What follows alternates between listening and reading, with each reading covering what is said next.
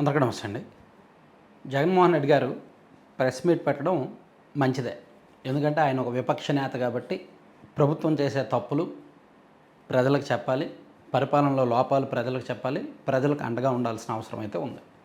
అయితే ఆయన ప్రెస్ మీట్లో రాజకీయాలు ఒకప్పుడులా లేవు. ఇప్పుడు ఒక 20 ఏళ్ల కిందట 10 ఏళ్ల కిందట ఉన్న రాజకీయాలు ఇప్పుడైతే లేవు. ఇప్పుడు ఖచ్చితంగా రాజకీయాల్లో ట్రాన్స్పరెన్సీ అండ్ అకౌంటబిలిటీ జనం కోరుకుంటున్నారు. ఆ నాయకులు ఏం మాట్లాడినా దానిలో నిజాన్ని కోరుకుంటున్నారు. కాస్త నిజాయితీతో కూడిన రాజకీయాలను కోరుకుంటున్నారు. అదేదో ఆ నిజాయితీ అనేది నిజం అనేది మాటల్లో కాకుండా చేతల్లో కూడా ఉండాలని కోరుకుంటున్నారు. నిన్న జగన్మోహన్ రెడ్డి గారి ప్రెస్ మీట్లో ఈ పరకామణి కేసు అంశం ఆయన మాట్లాడుతున్నప్పుడు కొంచెం విచిత్రంగా అనిపించింది. పరకామణి కేసు గురించి ఒకసారి ఆయన ఏమన్నారు విందాం. నిజంగా పరకామణి అనేది అసలు కేసు ఏంది అని ఒకసారి చూస్తే, ఆ రోజు హుండీ డబ్బులు లెక్కేస్తూ చిన్న చోరీ 9 నోట్లు $9 వర్త్ 72,000 ఇండియన్ కరెన్సీ, $9 $9 నోట్, అది చోరీ. ఆ దొంగను పట్టుకున్న పోలీస్ అధికారి మరణించేలా చంద్రబాబు వ్యవస్థలను కోర్స్ ఆయన $9 అంటే 72,000 అన్నారు, అది వేరే విషయంలో. $9 అంటే నాకు తెలిసి 72,000 అయితే కాదు. $9 నోట్లు అన్నారు, 72,000 అన్నారు, అది కాదు. $810 ఎంత వస్తుంది $9 అంటే. సరే, ఇంతకీ ఆయన చెప్పింది ఏంటంటే చాలా చిన్న చోరీ, అది చాలా చిన్న చోరీ అయినా సరే ప్రాయశ్చిత్తంగా ఆయన 14 కోట్లు టీటీడీకి రాసిచ్చాడు.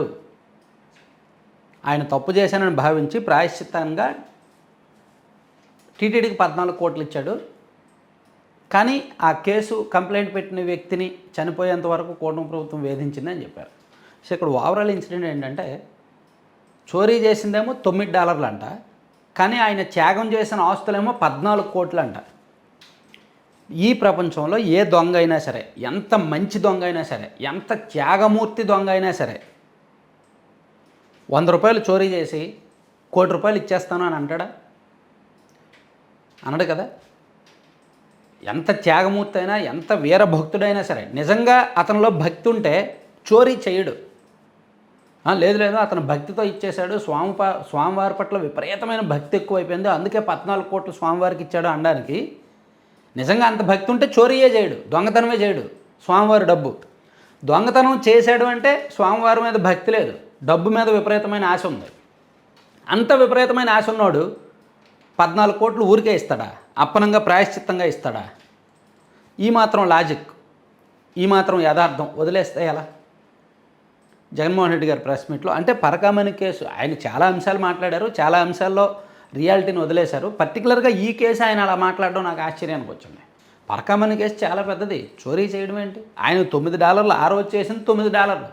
అంతకుముందు ఆయన 30 సంవత్సరాలు నుంచి చాలా కాలం నుంచి టీటీడీలో గుమస్తాగా పనిచేస్తున్నాడు. ఆయన జిఆర్ స్వామి దగ్గర ఎక్కడో మఠంలో పనిచేసేవాడు గుమస్తాగా. ఆయనేమో ఇక్కడికి వచ్చాడు, పరకామణిలో విదేశీ కరెన్సీని ఆయన లెక్కిస్తూ ఉంటాడు కొన్ని సంవత్సరాల తరబడి. సో ఆయన ఎన్నిసార్లు అలా చోరీ చేశాడో, ఎన్నోసార్లు చోరీ చేశాడో అనడానికి మనం ఎలా చెప్పగలమంటే, ఆయన కట్టుకునే పంచెలో ఒక సెపరేట్ జేబు ఒకటి బయటకు కనిపించకుండా ఎవరికి దొరకకుండా కుట్టించుకున్నాడు ఆయన. అంటే ఓన్లీ చోరీ చేయడానికి, చోరీ సొత్తును సులువుగా బయటకు తీసుకువెళ్ళడానికి అనుగుణంగా ఆయన పంచి కుట్టించుకున్నాడు. అది సాధారణంగా బయటకు కనిపించదు. ఆ రోజు ఏదో సీసీ కెమెరాల్లో రికార్డ్ అయింది కాబట్టి ఇమీడియట్గా పట్టుకున్నారు. అయితే ఇక్కడ జగన్మోహన్ రెడ్డి గారు చెప్పింది ఏంటంటే, మేము అధికారంలో ఉన్నప్పుడే కదా పట్టుకున్నాము, కాబట్టి మాది ఎందుకు తప్పు అవుద్ది అంటారు. మీరు అధికారంలో ఉన్న పట్టుకున్నారు కరెక్టే. ఒక దొంగ ₹1,00,000 దొంగతనం చేస్తే దొంగను పట్టుకున్నారు. పట్టుకొని ఆ దొంగ చేత ఈడో 10 సార్లు ₹1,00,000, ఒక 100 సార్లు ₹1,00,000 చొప్పున చోరీ చేసి ఉంటాడు, సో వీడి దగ్గర ఆస్తులు భారీగా ఉన్నాయని చెప్పి వాడు ఎంతైతే దొంగతనం చేశాడో దానికి రెట్టింపు స్వామివారికి రాయించారు అనుకుందాం, కరెక్టే. ఆ పేరిట రాజీ చేసిన పేరిట అతని ఆస్తులను వీళ్ళు ప్రైవేట్గా రాయించుకున్నారని కదా కేసు. అతను అది 14 కోట్లు ఆస్తులు స్వామివారికి రాశాడు, దానికి మించిన ఆస్తులు బయట వ్యక్తులకు రాశాడు. అప్పట్లో అధికారంలో ఉన్న అధికార పార్టీ నాయకులు కొంతమంది బినామీలకు కూడా రాసిచ్చేశాడు. అది అక్కడ మొదటి నుంచి పరకామణి కేసులో జరిగింది అదే. ఒరే నిన్ను వదిలేస్తాం, రాజీ చేసుకుంటాం, సో బయటకు మనం చూపించడానికి స్వామివారికి నువ్వు ఆస్తులు రాసిచ్చాయి, అది బయటకు చూపిద్దాం, కానీ అనఫీషియల్గా నిన్ను ఇబ్బంది పెట్టడానికి ఉండడానికి మాకు కూడా కొంత లబ్ధి ఉండాలి కదా అన్నట్టు వీళ్ళు కొంత రాయించుకున్నారు.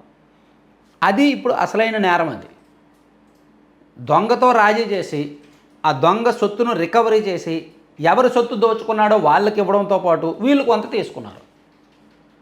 అది మాట్లాడలేదు. సో అసలు పరకామణి కేసు ఎందుకు చిన్నదవుద్ది? పరకామణి కేసు చాలా పెద్దది. కోట్లాది మంది భక్తులు దర్శించుకొని రోజుకి కనీసం యావరేజ్గా 1,10,000 మంది భక్తులు దర్శించుకొని వాళ్ళు అక్కడ విరాళాలు వేస్తుంటే మేము వస్తాము చోరీ చేసేస్తాం అంటే ఎలా కుదురుద్ది? అది చాలా పెద్ద కేసు, చిన్న కేసు అయితే కాదు. Thank you.